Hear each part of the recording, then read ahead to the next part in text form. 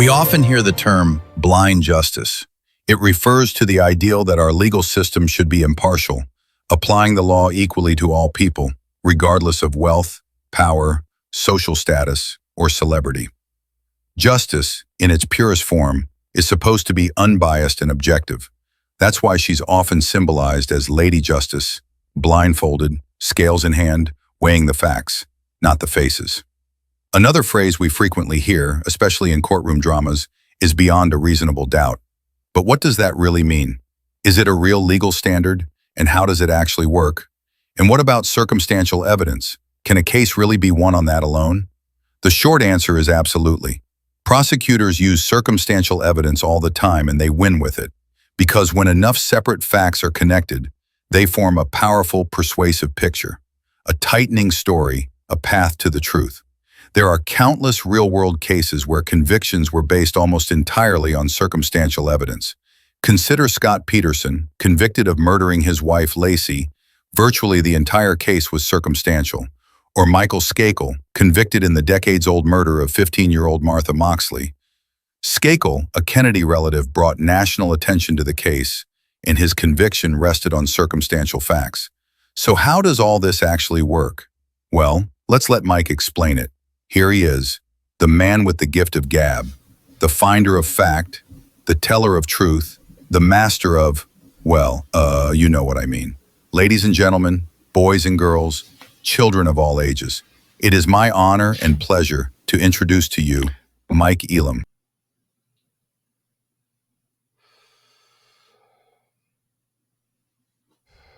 Hey, welcome back, everyone. It's just time to get down to business here.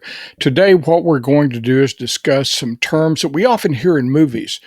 Terms like reasonable doubt and beyond reasonable doubt. Are those actually things that happen in court, questions that are raised?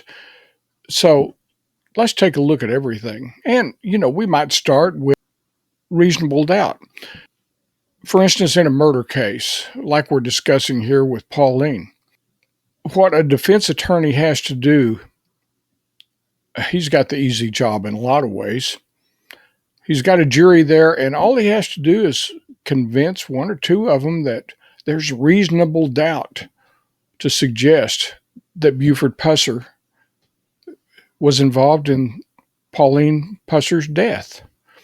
And what he's going to do is try to show that Buford was a good sheriff, that he did things in a positive way, that he took care of the people of McNairy County, and he's going to try to create an atmosphere where one or two of those jurors will look at what he's saying and say, Buford was a pretty good guy, and I really doubt that the prosecution has it right.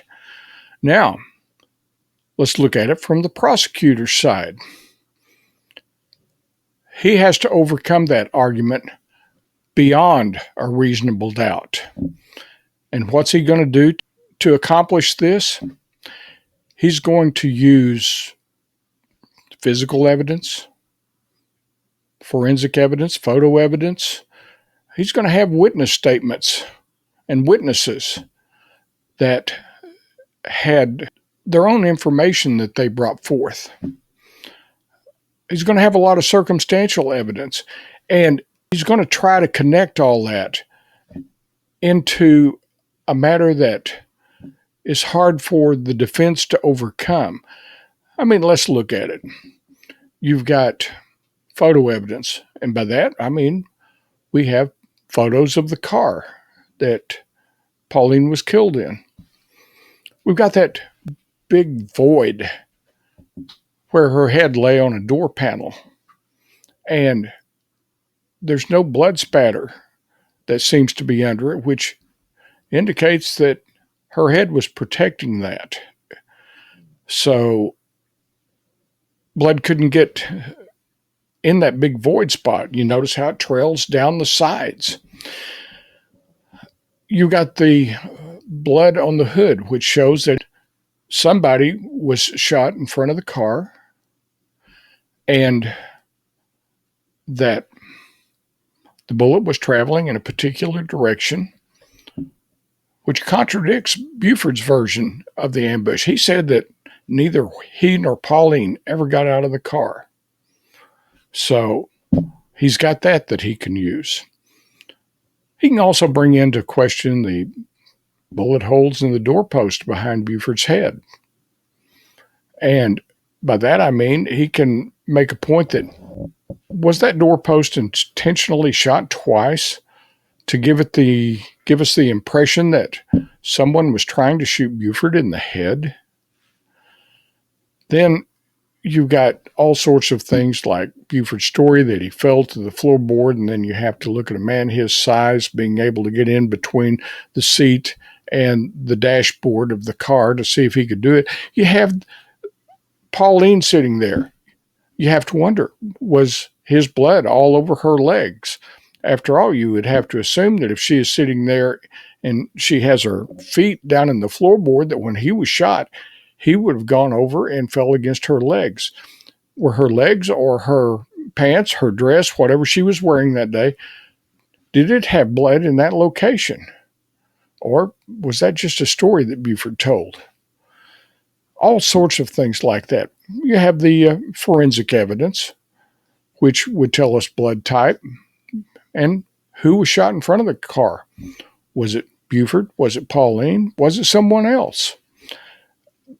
Like I say, there's just so much that a prosecutor can use to overcome the argument of just reasonable doubt.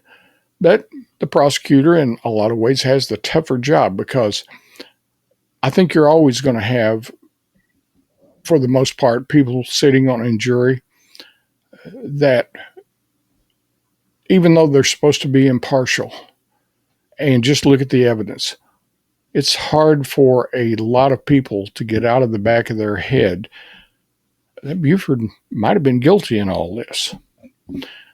Well, then the prosecutor has other things, like witness statements. You know, you had two people that overheard Buford threatening Pauline's life down at the Old Hickory Grill just hours before she was killed. You have Dennis and Johnny that were following him that night, saw a gun exchange that happened. You have Lady A. What was her involvement? I mean, not that I think she was involved in Pauline's death, but she was there with Buford. What was going on there? What would she have to say? LaVon Plunk. She would tell close friends that she took Pauline home that night while she was sitting there outside the home waiting on Pauline to come out with the kids and their belongings. She heard a gunshot. You had Ward Moore, the county coroner, who said that Buford's father, Carl, who was at the jail that night, that he called Ward and said, "You need to get over to Buford and Pauline's. They're in the middle of a fight and they're about to kill each other." What was all that about? Diane watched as Buford put Pauline in the car and drive away. And then there's the route. You know, he could have easily got on Highway 64 and 45 and been there and nothing flat, but yet he chose to take this convoluted route down to the state line. Kind of beyond explanation. And then you've got the ambush party itself. How did they know to be waiting on that convoluted route? How did they know that he would take that instead of 64 and 45? And then there's the fact that he didn't take Pauline and himself to the hospital there in Corinth, which was much closer than the much smaller and less equipped hospital in Selmer. There's things like the location of the shell casings at the second ambush site. That's something that has to be considered. You know, Buford said that the shooter was sitting in the passenger's seat, front seat, of a Cadillac that had stopped right alongside of him at the second ambush site and opened fire. So why were the shell casings, according to witnesses, scattered just here and there. It was more like somebody was on foot rather than sitting in the car, and you would have expected those shell casings to either found to be in between where the two cars were. You would have expected some of them could have possibly gone into Buford's car, being ejected over there after the windows were blown out. You would also suspect that some of them might have even remained in the Cadillac itself, but yet they all seem to pretty much have been accounted for. So the shell casing pattern didn't make sense. Then, on top of that, you have the individual that says that they have the gun that possibly killed Pauline. Well, when you look into it, it ties back to Buford. How do you explain that? So that is the big difference. Now, like I say, circumstantial evidence, which a lot of this is purely circumstantial, but when you start tying all these pieces together, it comes right down to the point that Buford appears to be the best suspect in the death of Pauline Pusser. Another big issue is the fact that Pauline didn't have an autopsy, and we have to wonder why. She was the sheriff's wife. She was allegedly killed by state liners, who, of course, had been pretty much out of business since February of 1966. This was almost a year and a half later when she gets killed. So how would the state liners have been involved? Then some want to claim it was the Dixie Mafia, but when you try to track down any of those folks, you find no one that makes for a suspect. So where does that lead us? Back to Buford. You have the circumstantial evidence that Jim Moffitt was worried about Buford's integrity. For instance, after Buford shot and killed Louise Hathcock, Jim Moffitt quit the sheriff's office for a short time, going home, telling his oldest son and his wife that if anything ever happens to me, you don't need to look any further than Buford Pusser. Now, you have to also take a look at Buford's story and see what he had to say. He said that Pauline was shot first at the first ambush site, but she was only wounded. Then he drives 2 miles, stops the car to check on her, and that's where the second ambush took place. Buford's story was they pulled up alongside of him. The gun came out. He was hit by one of the first rounds. He fell to the floorboard, and when he came to, he realized that Pauline had then been hit a second time, and that was the shot that killed her. Well, what does the autopsy report say? We don't know because there wasn't one, not until just recently. So if I'm a prosecutor, I'm going to try to drill every one of these things into the jury's head and make them understand that all that the defense attorney is doing, if Buford had actually been tried, is trying to establish a reasonable doubt, just saying, well, this could have happened, that could have happened. It was Kirksey, it was Towhead White who had it done. W.O. Hathcock over here, he was involved in it. He throws all these names out that Buford had past dealings with in one way or another, and just tries to create a doubt, confusion. That's all that reasonable doubt is. He doesn't really have to prove anything. He just has to create the doubt. Whereas the prosecutor, he has to sway that person back into a situation where that they'll make a reasonable decision. So that's pretty much it, folks. And of course, Buford is gone. Killed himself in a drunk driving accident in August of 1974. That was another thing that it seems like that the state wanted to cover up back in those days, was that he was intoxicated when he died. Even Buford's friend, Bill Wagner, had it printed in his book, statements made by people who encountered Buford at the fair that smelled alcohol on his breath. Then you have the state trooper that worked the Buford's fatal accident, saying that he turned in an accident report and he was asked to revise it several times without his supervisor telling him what the problem was. So he'd revise it, still wouldn't be accepted. He'd revise it again, not good enough yet. And then he'd revise it again, and it was never good enough. Until the last time, all he did was take out the fact that Buford's blood alcohol concentration was 0.18, about twice the legal limit for drinking and driving. They just wanted to maintain Buford's status as a law enforcement icon in Tennessee and for the nation, because by that time the original Walking Tall movie had come out, and we all believed it, including me, that Buford was some kind of a hero. And then when you get to digging into the real story, you just find out it wasn't true.